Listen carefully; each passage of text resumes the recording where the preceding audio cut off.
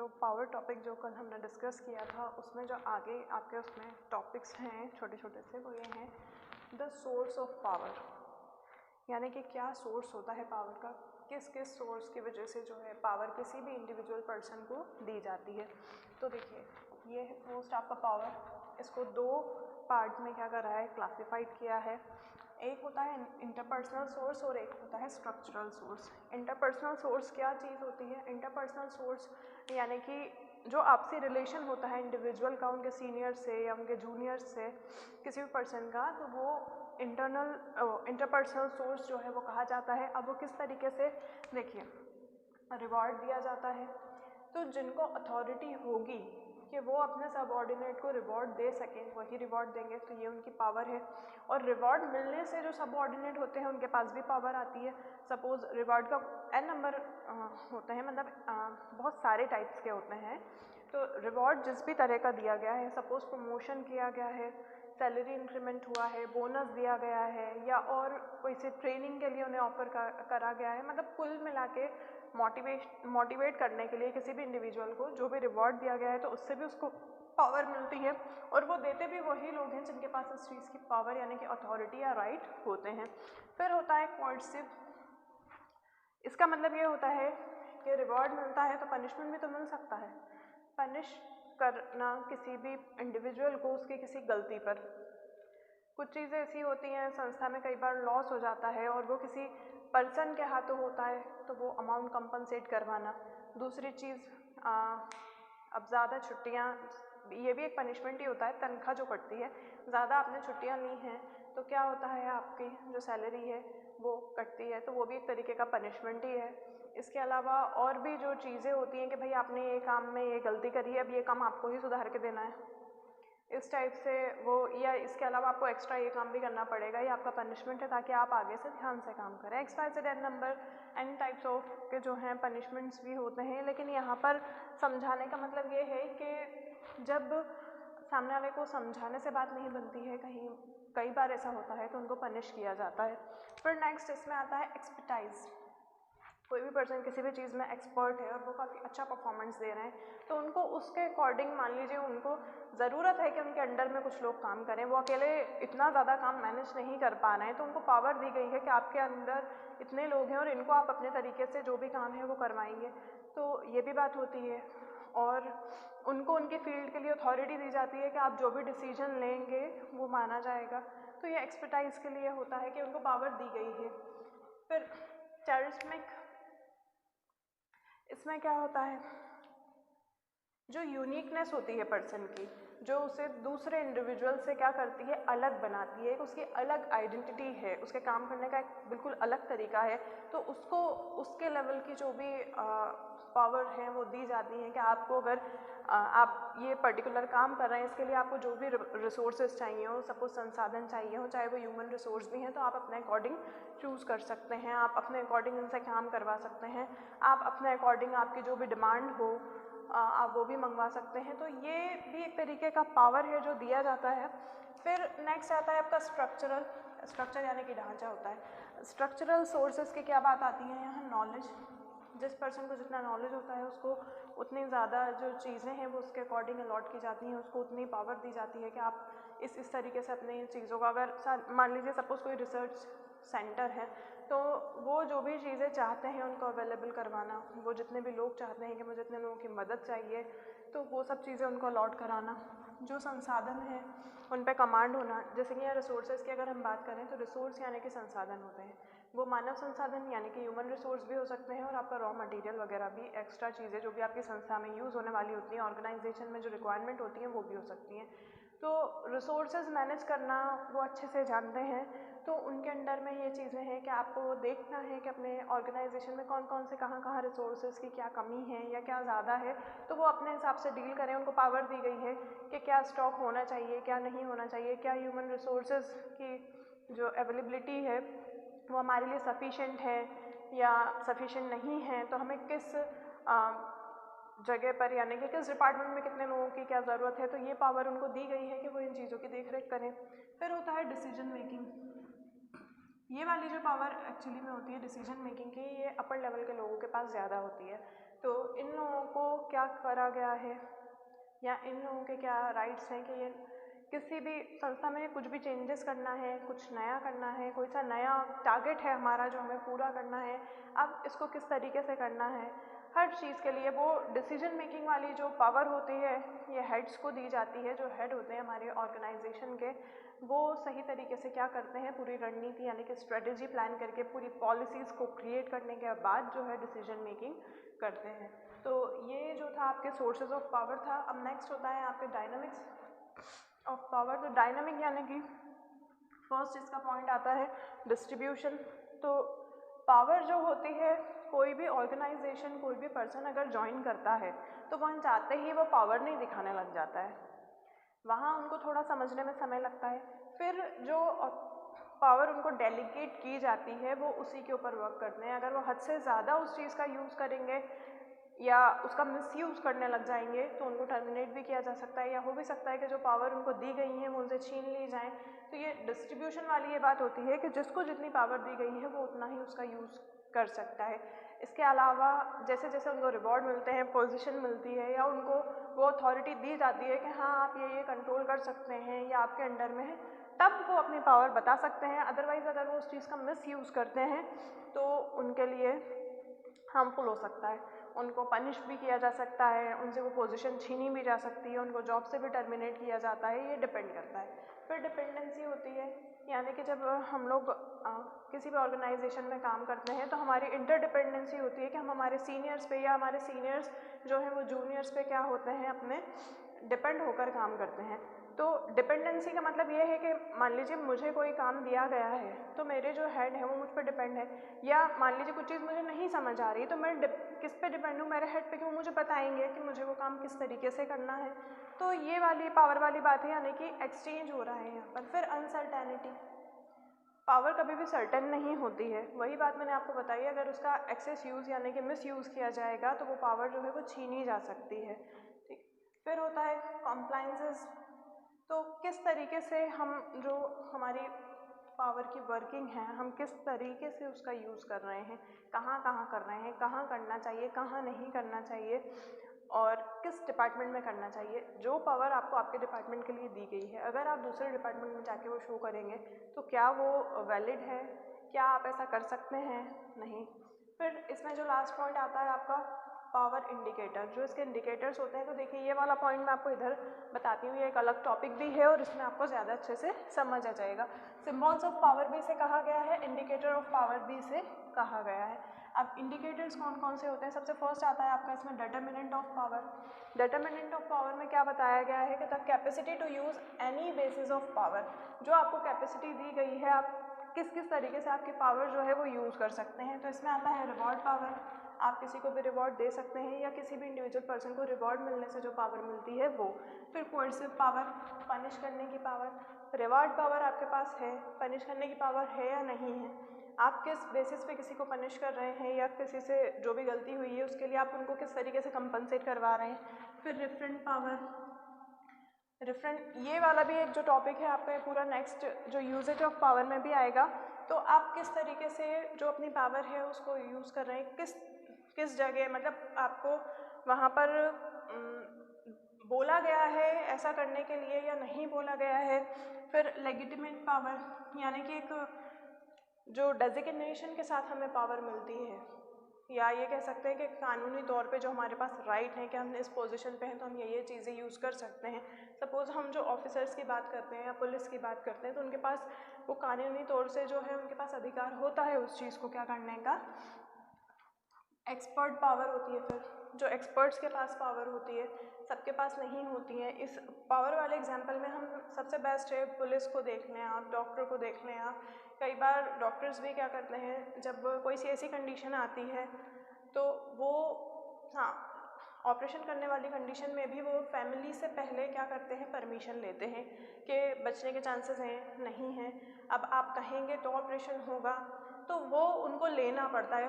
Otherwise कभी मान लीजिए पेशेंट को कुछ हो जाता है तो उनको कोई भी ब्लेम कर सकता है। तो ये इस तरह की जो चीज़ें होती हैं ये हर ऑर्गेनाइजेशन में होती हैं, और जो भी हेड होते हैं या जिनको भी वो पावर हम क्या करते हैं देते हैं, तो वो उसी प्रकार उसका क्या करते हैं यूज़ करते हैं। फिर कॉन्सिक्वेंसेस ऑफ पावर में क्या आता है, बजट एलोकेशन। हमें हमारे ऑर्गेनाइजेशन में कोई काम करना है तो हमारे पास रिसोर्सेज के लिए हमारे पास बजट होना चाहिए, जो हम पैसा लगाएंगे तो वो हमें कहाँ से मिलेगा, वो एलोकेट करने का पावर किसके पास है, ये बात। फिर win loss record in debate issues. कई बार ऐसा होता है कि कुछ डिबेट्स होती हैं कॉम्पिटिटर्स के बीच में, कुछ ब्रांड्स के बीच में, तो वो जो विन लॉस रिकॉर्ड होता है, जीते थे तो क्यों जीते थे, हारे थे तो क्यों हारे थे, तो वो रिकॉर्ड और वो इश्यूज़ जो हैं वो किसके पास होते हैं, उसका राइट किसके पास है, वो पावर किसके पास है। फिर ability to authorise expectation to policy. जो भी पॉलिसीज़ बनाई गई हैं तो वो किसको ऑथराइज़ किया गया है या किसने ऑथराइज़ किया है, किसको इतनी एबिलिटी आपने दे रखी है उस पावर को क्या करने के यूज़ करने की, या कौन ऑथराइज्ड है किसी भी काम के लिए।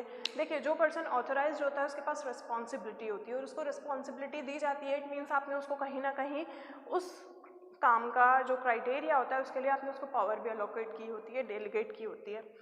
फिर authority to hire and fire others. कोई भी सीनियर होते हैं संस्था में, लेकिन उनको ये अथॉरिटी हर जगह पर नहीं होती है कि वो किसी को भी हायर कर सके या फायर कर सके। कई बार ये अथॉरिटी होती है कि हाँ, वो बता सकते हैं अगर उनके नज़र में या कुछ ऐसे लोग हैं जो काफ़ी एक्सपर्ट हैं, काफ़ी अच्छे हैं काम करने के लिए, तो वो उनको हायर करवा सकते हैं, बट फायर करने का राइट उनको नहीं होता है। फिर होता है सिंबल्स, यानी कि क्या size, location, furnishing of one's office. उनको ये पावर, सपोज मैंने किसी भी ऑर्गेनाइजेशन को ज्वाइन किया है और मुझे मेरा इंडिविजुअल कैबिन अलॉट किया गया है, तो उस इंडिविजुअल कैबिन में मुझे क्या क्या रिक्वायरमेंट है, मैं उसको अपने अकॉर्डिंग क्या कर सकती हूँ, सेट कर सकती हूँ। या आप देखते होंगे जो इंजीनियर्स होते हैं, जो बड़ी बड़ी फैक्ट्रीज, मैन्युफैक्चरिंग डिपार्टमेंट्स होते हैं, या बड़ी बड़ी मशीन या कार बनती हैं, तो वहाँ पर जो रूम अलॉट किया जाता है तो वो किस अकॉर्डिंग किया जाता है, उस एरिया में जो स्टॉक है वो आएगा या नहीं आएगा, जो मशीन टेस्ट आप कर रहे हैं उसके लिए आपको किस साइज़ का रूम चाहिए, आपको जो लोकेशन है वो कैसी होनी चाहिए, ये सारी चीज़ें, वहाँ का वेंटिलेशन कैसी होनी चाहिए, वहाँ पे मतलब जो भी उस रूम का डेकोरेशन आप कह सकते हैं या उसका जो इंटीरियर है वो किस टाइप का होना चाहिए, वहाँ किस तरीके की चीज़ें जो हैं वो आप यूज़ करेंगे। ये एक एग्जांपल दिया था मैंने। बाकी ऑफिस में भी ऐसा होता है कि जो ऑफिस होते हैं हेड के या जो कैबिन्स होते हैं, वो अपने अकॉर्डिंग जो भी रिक्वायरमेंट होती हैं उस अकॉर्डिंग उसको सेट कर सकते हैं, ये पावर उनको दी जाती है। फिर होता है invitation to attend social event. हमारे ऑर्गेनाइजेशन ने कोई सा सेमिनार ऑर्गेनाइज़ किया है जो सोशल इवेंट की तरह है, तो हम इनवाइट करेंगे, मान लिया हमने बुलाया है कुछ गेस्ट को, तो किसके पास राइट है, कौन जाएगा वो इनविटेशन लेके, किसकी परमिशन से जाएगा, या उन्हें परमिशन की ज़रूरत है या नहीं है। फिर सिटिंग एट दोज इवेंट, उस इवेंट पे वो अवेलेबल होंगे या नहीं होंगे, या उनका काम सिर्फ इतना है कि वो इनवाइट करें, ये सारी चीज़ें भी होती हैं। फिर रेपुटेशन की हम बात करते हैं तो comments by other acknowledging one's power, उस पर कमेंट करने का आपने राइट किसको दिया है।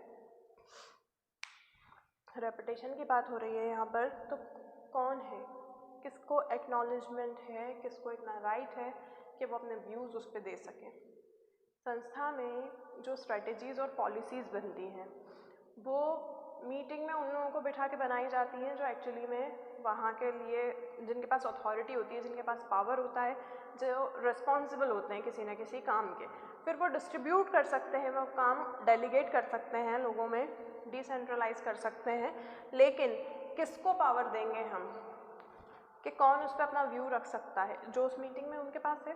अब वो जिनको भी डेलीगेट कर रहे हैं उनके पास ये राइट नहीं है, उनके पास ये पावर नहीं है कि उसके ऊपर कमेंट करें, उनको काम करने का बोला गया है, उनको करना है। अब वो कैसे करते हैं ये उनका, ये जो भी हेड और उनके बीच का इंटरपर्सनल रिलेशन है ये वो जाने आपस में। फिर होता है seeking one's advice, asking for one's opinion. किसी एक के एडवाइस हम ले रहे हैं तो लेंगे किससे, जिसको हमने इतना पावर दिया है। हर किसी से तो हम एडवाइस नहीं लेंगे, हम किसी का ओपिनियन जानना चाह रहे हैं या किसी से पूछ रहे हैं तो वो इस लायक होगा तो ही हम पूछेंगे, हर किसी के पास तो नहीं जाएंगे। फिर रिप्रेजेंटेशन ऑन कमिटीज़, फिर जो कमिटीज़ की रिप्रेजेंटेशन होती है, तो देखिए कमेटी में मान लीजिए 11 मेंबर हैं या 51 मेंबर है, तो हर पर्सन जाकर तो नहीं बताएगा, मतलब हर पर्सन उसको नहीं करेगा, इसलिए उसके बीच में एक पर्सन को तो आगे करना पड़ेगा जो उस कमेटी को रिप्रेजेंट करे। तो फिर यहाँ पर क्या होता है, the number of status of committee membership, कितने होना चाहिए, कितनों की रिक्वायरमेंट है या कितने ले सकते हैं आप एक बार में। फिर होता है बोर्ड ऑफ डायरेक्टर कौन होगा, फिर नेक्स्ट होता है एडवाइजरी काउंसिल्स जो होती हैं वो, फिर प्रेसिडेंशियल टास्क फोर्सेस और एग्जीक्यूटिव कमेटीज़, यानी कि ये वही बात है जो काम करने का हमें काम करवाना है या हमें कमेटी हमने बना लिया, हर काम के लिए अलग अलग कमेटी बनाई गई होती है। बहुत सारे डिपार्टमेंट में अभी वुमेन एम्पावरमेंट सेल चल रहा है, हर ऑर्गेनाइजेशन में ऑलमोस्ट चल रहा है, वुमेंस की सिक्योरिटी के लिए, वुमेंस के वेलफेयर के लिए। तो वो किस तरह की कमेटी है, उसके एग्जीक्यूटिव कौन होंगे, और उसके बाद उसके जो बोर्ड ऑफ डायरेक्टर आपने बनाया तो किसको बनाया है, उसके एडवाइजरी काउंसिल में कौन एडवाइज़र हैं उसके, किनको क्या आपने जो है पावर है उस पूरे कमेटी की वो दी है।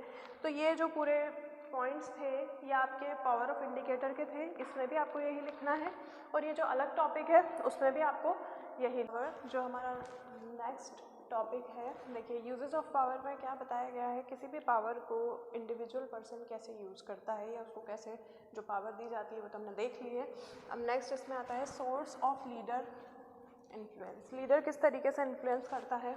फिर टाइप्स ऑफ आउटकम, क्या आउटकम निकल कर आते हैं, जो लीडर जिस भी तरीके से अपने पावर दिखा के काम कराने की कोशिश कर रहा है, तो इट्स ऑब्वियस कि जब आप किसी भी इंडिविजुअल पर्सन को प्रभावित करके काम कराने की कोशिश कर रहे हैं अपनी पावर दिखाकर, तो उसके आउटकम्स में आएंगे। तो वो क्या होंगे, कमिटमेंट, कंप्लायंस एंड रेजिस्टेंस, क्या कमिटमेंट रहा है, क्या कंप्लायंसेस रहे हैं, वो मानेंगे नहीं मानेंगे, क्या रेजिस्टेंस हो सकता है, वो अपोज कर रहे हैं उसको, तो ये चीज़ें हम देख लेते हैं। देखिए रिफरेंट पावर, रिफरेंट पावर यानी कि संकेत जिसको हिंदी में कहते हैं, यानी कि इंडिकेशंस भी होता है।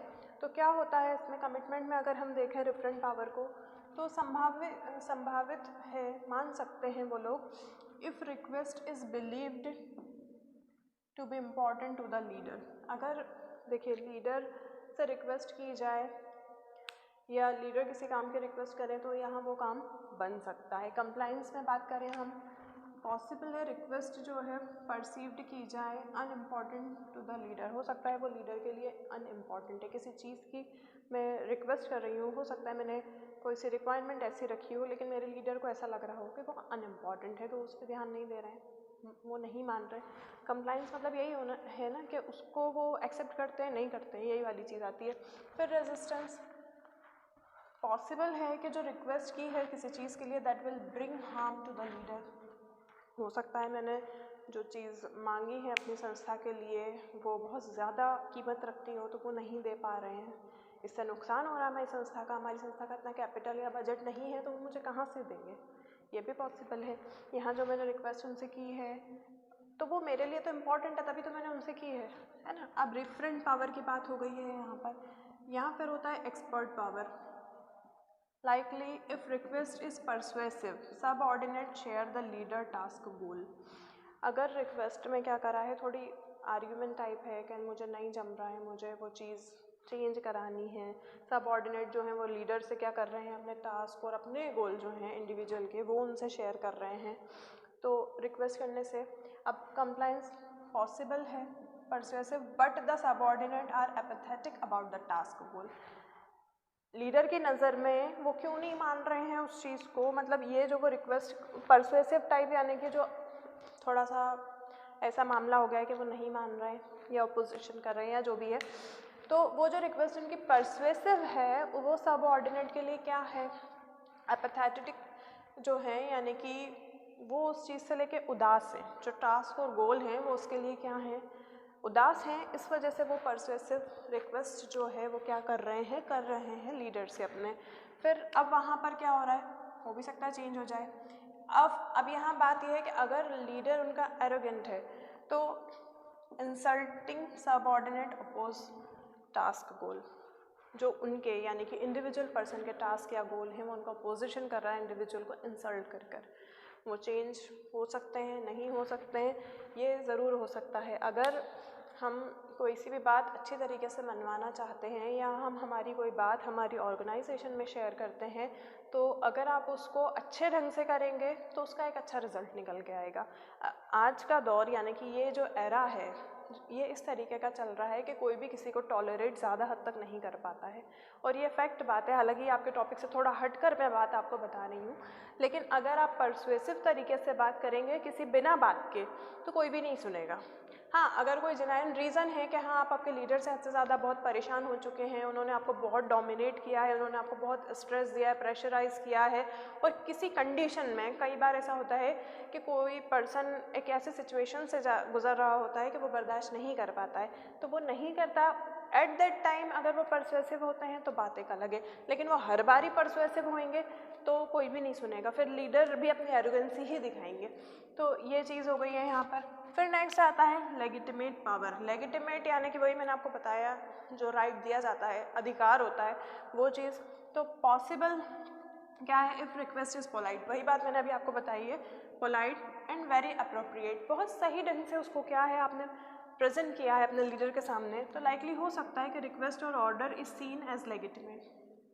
जो भी रिक्वेस्ट या ऑर्डर आपने किया है उसको मान लिया जाए, उसको अधिकार से आपको दिया जाए। फिर पॉसिबल है if arrogant demand are made. अब उस डिमांड को आपने पोलाइटली तो किया है पर वो सेंसलेस है, तो request does not appear proper, तो रिक्वेस्ट नहीं मानी जाएगी, मान्य नहीं होगी, उसमें कोई परिवर्तन या कोई चेंजेस नहीं होंगे। फिर नेक्स्ट आता है आपका reward. Possible is used in subtle and very personal way. आपने बहुत अच्छे तरीके से कोई सी चीज़, बहुत स्किलफुल तरीके से कोई सी चीज़ उनको पेश की है आपके लीडर को, तो लाइकली संभावित है। If use in a mechanical impersonal way, आपने उसको एक मैकेनिकल और इम्पर्सनल तरीके से करी है यानी कि ऑफिशियल तरीके से की है, तो पॉसिबल है if use in a manipulative और एरोगेंट वे। कैसे यूज़ किया जा रहा है, या तो मैनिपुलेटिव किया जाएगा, वो भी आपको स्किलफुल तरीके से डील करेंगे, कंट्रोल करेंगे, या एरोगेंट तरीके से करेंगे। अगर वो एक्सेप्टेबल है तो इट्स ऑब्वियस एक्सेप्ट होगी, और अगर नहीं होगी और अगर आप नहीं मानेंगे तो फिर दोनों ही तरीके अपनाने पड़ सकते हैं। मान जाते हैं तो मैनिपुलेटिव, नहीं मानते हैं तो एरोगेंट। फिर कोएर्सिव पावर, पनिशमेंट वाली, वेरी अनलाइकली। कमिटमेंट में तो कोई भी पनिशमेंट बर्दाश्त नहीं करेगा। किसी भी संस्था में अगर पता चल गया कि वहाँ पनिशमेंट दिया जाता है तो कहेंगे क्या स्कूल में भी पनिशमेंट मिला है, वहाँ पर भी मिलेगा, हमें नहीं करना काम, इस तरीके की भी सिचुएशन होती है। फिर यहाँ पर कंप्लायंस होता क्या है एक्चुअली में, if used in a helpful non punitive way. ये वर्ड का मीनिंग होता है जो काफ़ी, हिंदी का तो एक्चुअली में मुझे नहीं याद आ रहा है, आसान शब्दों में आपको बता देती हूँ। जो पनिशमेंट नॉन पनिशेबल आप कह सकते हैं, तो अगर कोई भी पर्सन से कोई भी गलती होती है तो उसको किसी और तरीके से आप कंपनसेट करवा सकते हैं, ज़रूरी नहीं है कि उनको दंड दिया जाए उस चीज़ का। फिर लाइकली संभावित है इफ़ यूज्ड इन हॉस्टिल और मैनिपुलेटिव वे। ये मतलब इसका ये है कि किस तरीके से वो आपकी बात मान रहे हैं, किस ढंग से वो उस चीज़ को एक्चुअली में एक्सेप्ट कर पा रहे हैं या नहीं कर पा रहे हैं। तो यही चीज़ है कि वो आपको, हो भी सकता है बहुत गलत तरीके से उन्होंने आपको कंट्रोल किया हो, या आपको उन्होंने इंसल्ट की हो, डोमिनेट किया हो, ये चीज़ें भी हो सकती हैं। कुछ ऐसे हार्श वर्ड्स का यूज़ किया हो। तो ये जो आपके ये पूरे पॉइंट्स थे, ये आपके सोर्स ऑफ लीडर जो होते हैं, यानी कि जो लीडर जिस तरीके से अपने इंडिविजुअल को प्रभावित करता है, वो है ये यूजेस ऑफ पावर थे। इसी के साथ ही आपकी यूनिट ख़त्म होती है, और अभी तक मैंने जितना भी पढ़ाया है, उनमें कोई भी डाउट हो तो आप कॉल या मैसेजेस व्हाट्सएप पे पूछ सकते हैं।